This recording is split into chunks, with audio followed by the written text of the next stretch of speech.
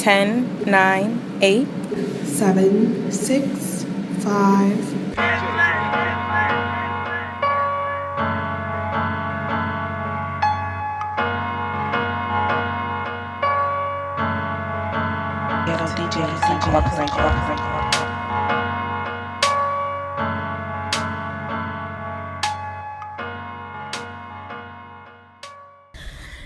It's Darian Simone Harvin here with another episode of Am I Allowed to Like Anything? ? You know, I've been spending the last 2 weeks or almost 2 weeks in LA, working, relaxing, and really doing everything that I do in New York, but in better weather. So you guys know that while I was out here, I had to record a podcast with somebody super interesting, and I had a really great chance to stop by the Good Magazine office and speak with Tasbeeh Herwees, who is a staff writer at Good. I talked to Tasbeeh about the people who she covers and the diversity of her work, and we both really touch on what it's like to be a journalist of color today, and sometimes the bullshit that it comes with, and why we still love to do it. So enjoy. Remember that you can listen to Am I Allowed to Like Anything on iTunes. You can rate there as well. And you can always follow the conversation on Twitter using the hashtag AIATLA. Oh, wow, I kind of like it here. Now I kind of understand why people like it here. Because at first I was like, I don't know. I feel like I'm kind of very New Yorker. Yeah, I'm just like, whatever. Oh God. No, let me tell you though. I have a love-hate relationship with LA. I think a lot of people will tell you the same thing. Yeah. It's not one city. Also, you know, it's like multiple cities in one, and you can have every kind of experience here. It's really kind of, I think it's what you make it. Okay, so I want to know, what has your experience been? I mean, you've lived in California your whole life, but I guess, oh my God, I need to turn off my Slack. It's like my nightmare all the time. But anyways, I mean, I'm sure you're growing up here, your experiences have like really varied and they've changed over time. But I guess thinking within like the past couple years, that idea of like what has it been like living in Los Angeles for you? Yeah, I mean, this is it's weird because this is kind of my first time being in Los Angeles as an adult, even though I've lived here my whole life. Right. Because when you're a kid, it's different. When you're a teenager, it's different. And I'm kind of experiencing LA as an adult for the first time. I just like very recently like moved out of my parents' house. Right. And, like have started living on my own, and that's a huge. I think that changes how you experience the city. Right. But yeah, I love it. I think that it's really a city where you can get every kind of experience, and it's about what kind of experiences you seek out, and you can really make it whatever you want to make it. Yeah. I think if a lot of people come here with certain expectations and those things don't pan out the way that they expect, or it doesn't look like how they pictured it, and that can be either really disappointing or, you know. Right, that's life. Really, right? Yeah, so I love it here. And so kind of, I guess, talking about what you do in Los Angeles, you know, you work at Good, and I think that when Safi, shout out to Safi, who we've already donned as like the most non-selfish person we've ever met ever, so thank you, Safi. I was looking through your website, and I have to actually tell you that I love the way that you present your work, because you curate it really. It's first of all, it's the homepage is like beautifully designed, and then you can click on whatever you're interested in, and you have like a pull quote, and you write a little bit, a short summary, and then you go and you can find the rest here. But I just thought that was super cool. And you've carved this niche for yourself that I think is very, like, I very much aspire to have. Like, I feel like your beat is people and culture, and really people, and you interview people, and you speak to a lot of different types of people.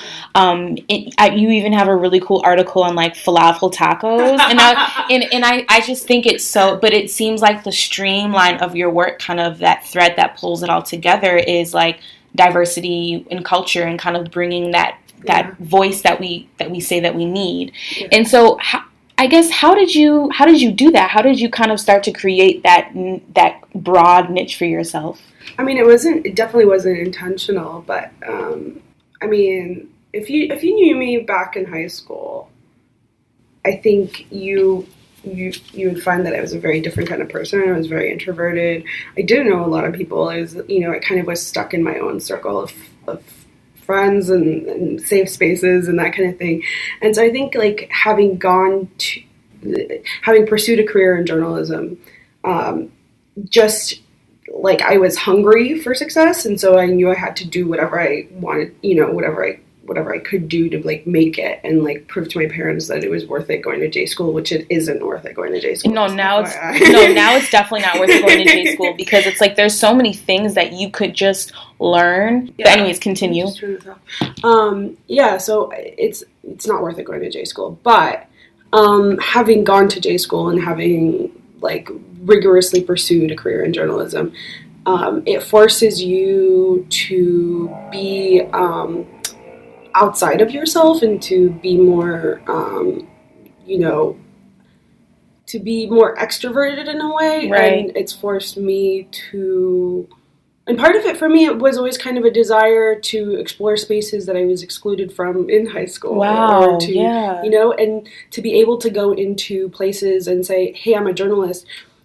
People are going to welcome you a lot more quickly than, if I'm just like this Muslim girl walking into a space and wanting to be a part of it or talking to people. It's a lot. It's a different dynamic, right? People want to talk to journalists usually. Because now you have a press pass. Yeah, I have a press pass, so I can get into like these weird Hollywood spaces, or I can get into these like interesting underground like culture stuff and talk to people that other like maybe in high school or college, people who, if they see me walking down the street might not necessarily talk to me. Mm-hmm. So part of it was just my desire to like be in those spaces and talk to people and get to know people who I find are doing interesting work. But I don't think it was ever intentional that I wanted my niche to be like profiles. I think it's just like I just have like an interest in talking to people and a real curiosity about the things that I may have missed out on back in the day, Mm-hmm. And so it's kind of been a great gift in that way, that I've, in the past, like 3-4 years, found myself in so many different spaces that I never would have thought I would find myself in. And not all of it, has been great experiences, but a lot of it has. That's awesome to hear, honestly. And I don't know, can you kind of think of, do you still get, because I find myself, do you still get uncomfortable? Yeah, oh my God, all the time. I don't think that's ever going to go away. It doesn't go away, and, it's still, even when I tell people I'm a journalist, they still see the headscarf. And mm-hmm. It still kind of maybe changes the dynamic of, maybe, if another kind of person was walking into that space and saying I'm a journalist, they'd get a different reaction maybe.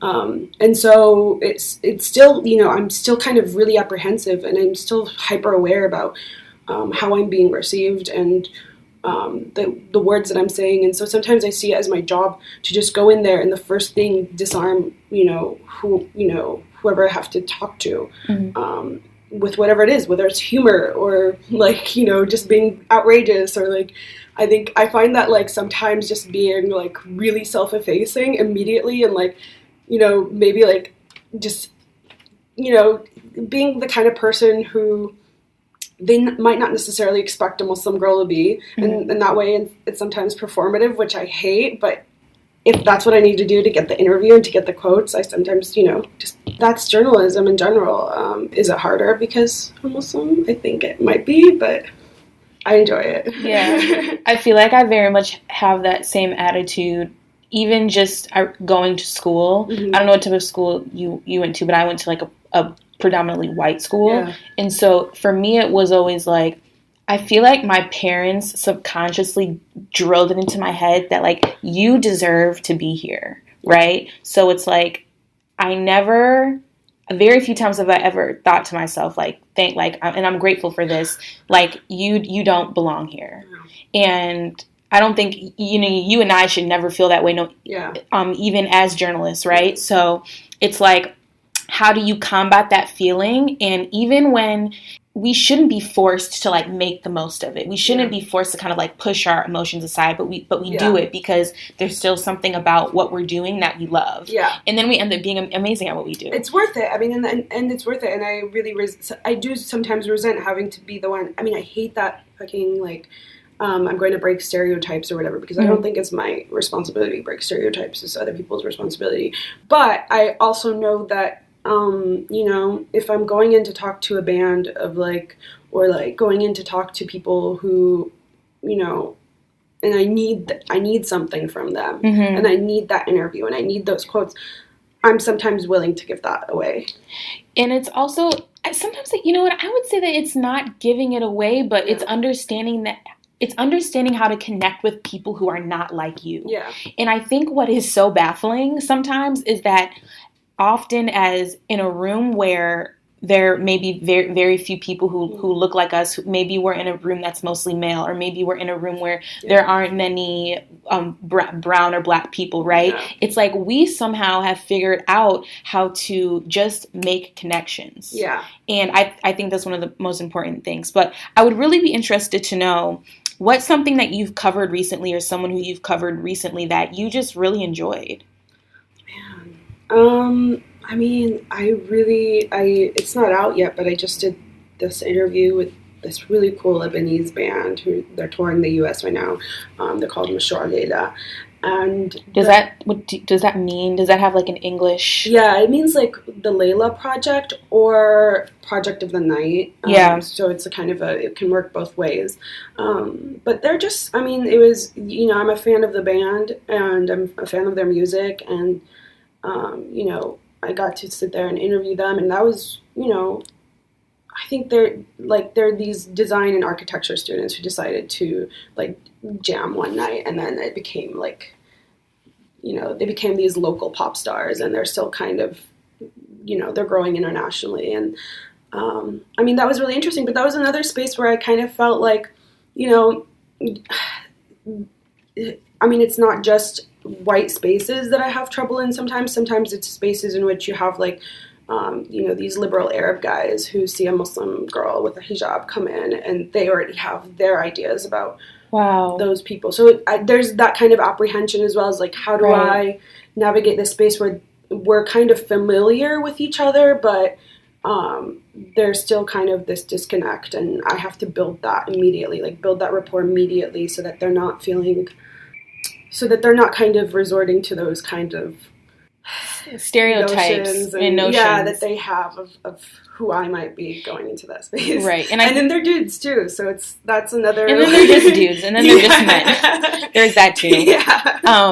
I think that that's a really spectacular point that you bring up, though, is that sometimes it is often white spaces, but also that dynamic of within intercultural, like, how do I want to think of like a really sophisticated way to say this, but really even just like intercultural dynamics. Yeah, I mean, sometimes I interview other Arabs who I really want to, like, I really love the stories that they have to tell and that kind of thing, but I feel like sometimes there's not a disrespect, but because I'm one of the family, there's like not as much respect as they would have if it was a white journalist coming in to interview them.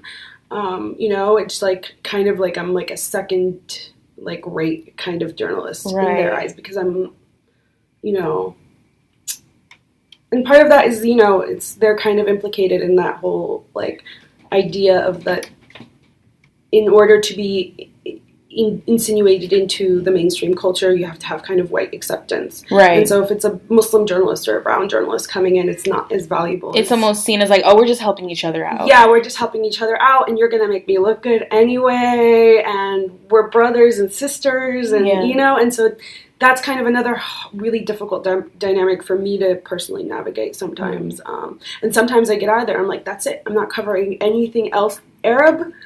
You know, I'm just going to do like my own stuff, and then, you know, I always go back because I think no one else is going to be covering those stories. Like, how many, you know, not a lot of the music journalists in LA know about Mashur Layla. How are they going to know to like reach out to these people? And it's like, if not you, then who? Exactly. Yeah. One of your recent pieces that I really wanted to bring up was I wanted to know about your personal takeaway from speaking with the founders of Black Lives Matter and then also with the North Pasadena chapter leader. Like, I guess in your personal takeaway, you write a fantastic piece on it, but walking away and reflecting on that time that you had with them.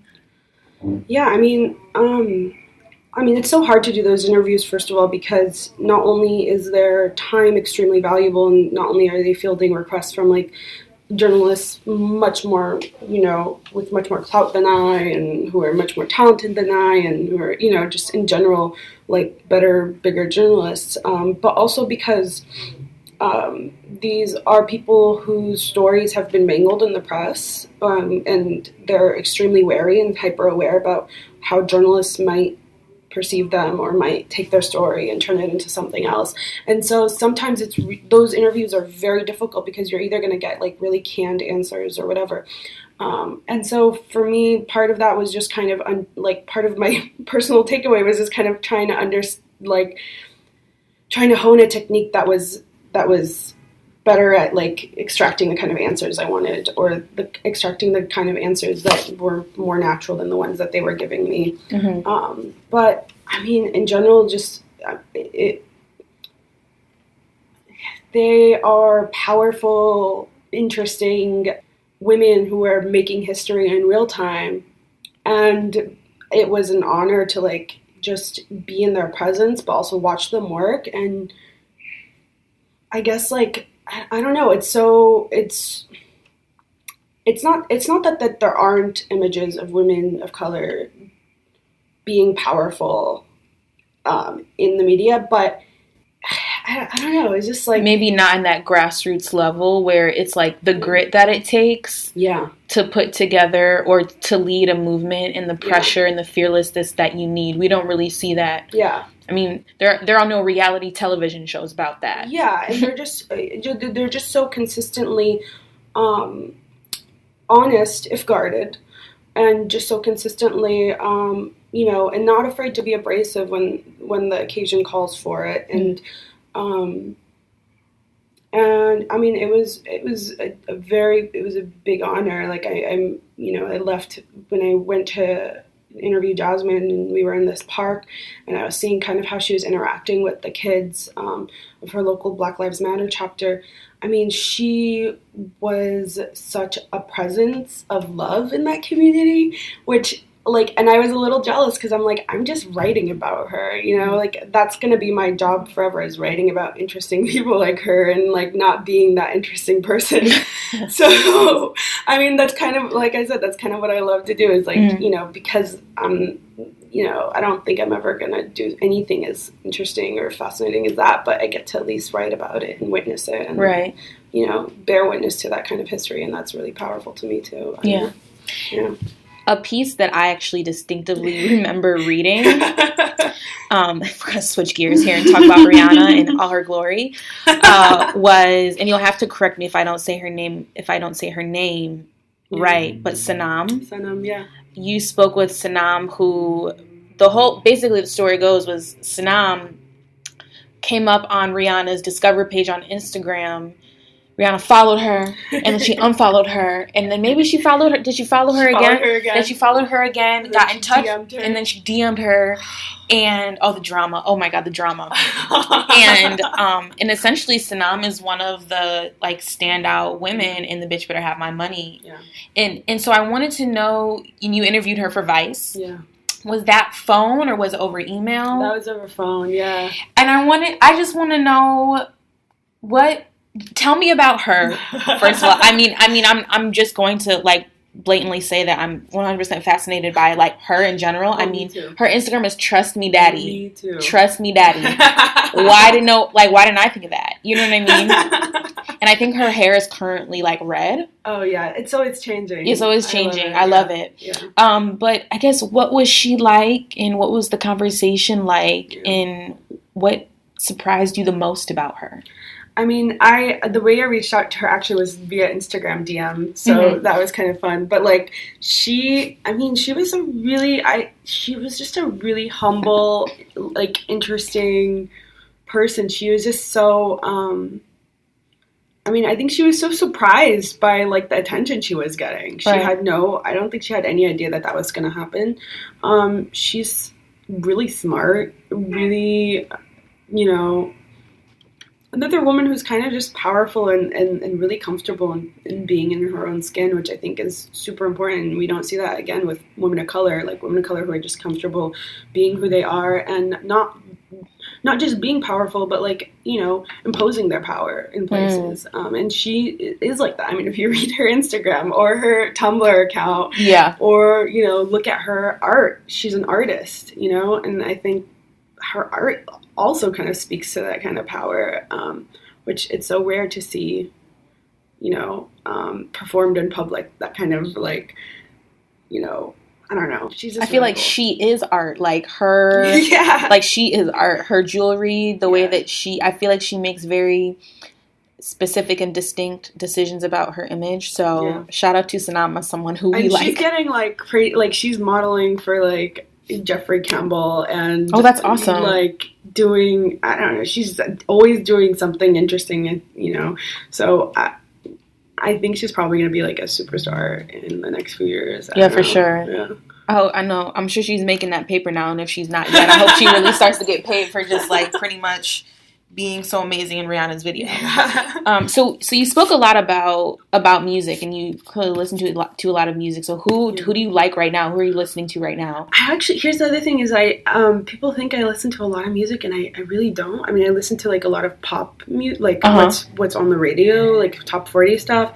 I like listening. I mean, sometimes I find, like, Musharavada, like maybe, like, bands that are somehow connected to my, like, Arab heritage, just because like, there's a familiarity there that I feel that's really important to me. Sometimes, like, one of my other favorite pieces was about this DJ collective here in LA called Disco Stan, and they're doing, like, something really interesting with sound and kind of blending sounds and quote unquote decolonizing American, like, sound waves and that kind of thing.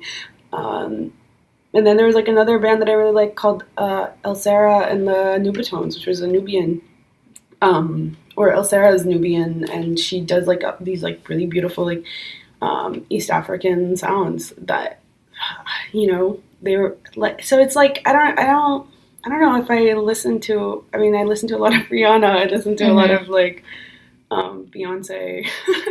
Same. I listen to a lot of, like, maybe more Taylor Swift than I'd like to admit, but yeah. Same. Not as much any longer. I used to like Taylor Swift a lot more than what I do now, but that's truly neither here nor there. Yeah.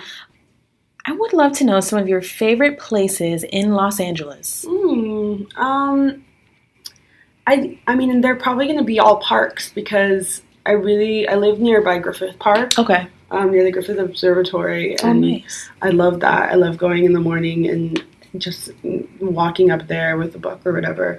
There's also in my neighborhood a place called Barnsdall Art Park, which is really cool. And you can kind of see, like, a 360 view of the city from up there. Can I, like, plug my favorite coffee shop? Yes. It's, like, my favorite coffee shop. It's on Sunset. It's called Dinosaur Coffee, and I hang around there every day, and I just like people watching. But I'm also, like, I've become good friends with the baristas and just enjoy the vibe there in general. So that's, like, coffee shops in general are going to be my favorite places also in LA. I just like I camp out at a lot of coffee shops and just sit there. Right. I've been staying in Echo Park. Shout out to Echo Park.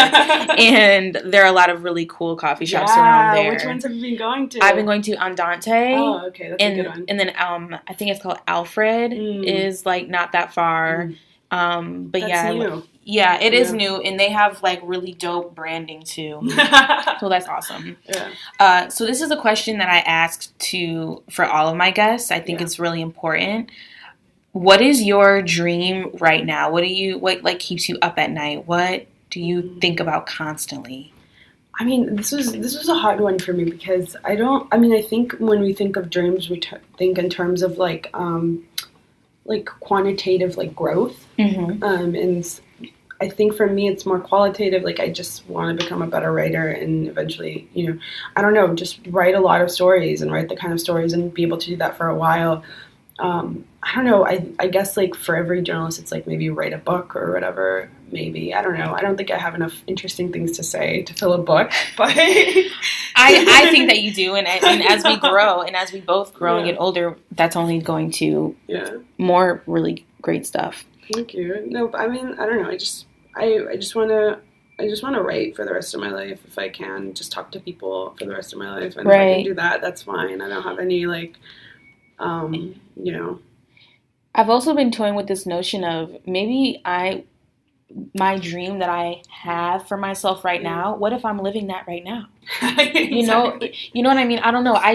Somebody asked me while I was here. They're like, "What's your dream job?" And I thought about it. First of all, I don't know if my dream job exists yet. Mm-hmm. Number two, how I'm living my life right now and the work that I'm doing now is like my dream. Yeah. So it's like, just because it's my dream now doesn't mean that this is it. Like, that's not what I'm saying by any means, but it's definitely like, this is a dream. To be living in that dream is like, okay, this is awesome. Yeah. And I'm thinking about what my next move is going to be. Yeah. But for now, this is very much, I enjoy this. I mean, and also, like, I feel like people, change careers all the time, and there are other things that I might want to do eventually too, but I don't know, like, when people say they want to be the editor of what magazine and, like, just do, or... No, you don't. I don't, it's not, I think I love what I'm doing now, and whatever comes next, I'll take it, whatever, like, as it comes. Right. But, as of now, I like what I'm doing. I like talking to people. And I like, writing about it. Yeah. So... the +1 segment, did you have a chance to look over this? Yes, I did. Yeah. Okay. I think my +1 right now, and I'm going to, like, plug in it's a really good show, and there's a really, really, really cute actor on there. It's called iZombie. I have not heard of it. Does it come on Netflix, or is it on a channel? It's not on Netflix. I think it's on the CW. I watch it on Hulu Plus, but... is it like a teen show? Okay, I don't think it's a teen show. Okay, because no shade if it's a teen show. I'm low-key into the teen shows. Oh, I love teen shows. Yeah. 90% of my favorite shows are on ABC Family. But there's, like, this really hot doctor on it. Ooh. Rahul Kohli. Oh, who is? He rocks, oh, my goodness. I don't think he's not even a doctor. He's, like, a mortuary, or, like, a morgue guy. But he just rocks a beard so well. Does he rock a beard on the show? He rocks a beard on the show. Oh my gosh, he is cute. I know. And but he's not the only reason I watch the show. I think the person who made the show, or the creator of the show, is also the creator of Veronica Mars. And so there's that kind of vibe. There's a really badass, like, female protagonist. And it's just, like, a fun show. I don't think a lot of people are watching it. So that's kind of my plug. Okay, awesome. I think that my +1 is going to be a restaurant that I've been going to very often while I've been in LA. In LA, yeah. It's in Echo Park, so I can walk there. One of the cool things about Echo Park is that there are places where you can walk to, which I like. Yes. But I feel like this +1 is long overdue for me. And just, I guess, for anyone who's going to be listening for the first time, the +1 segment is essentially a time where, kind of tying back to the theme of the podcast, you shout out something that you like. It can be a person, a place, a thing, a product. So my place is Mohawk Bend, which is an awesome... Have you ever been there before? Yeah, it's a good restaurant. So they do a lot of, like, vegan offsprings of their meals, and it's just a really awesome place. The food is consistently good. The drinks are good. They have, like, a little outside area, a fireplace. I just love the vibe. Yeah. Echo Park is a great neighborhood in general. Yeah. Yeah. So that's my +1. Tasbeeh, yes. I'm so glad that Safi brought us together. I'm so glad I have a new friend in LA now. You do. I know. Yes. And I'm just really glad that we were able to bring this conversation that we would probably have, like, meeting each other at a party and put it on a podcast. Me too. I mean, those are my favorite kind of podcasts, so this is great. Yeah, awesome. Thank you. Anytime.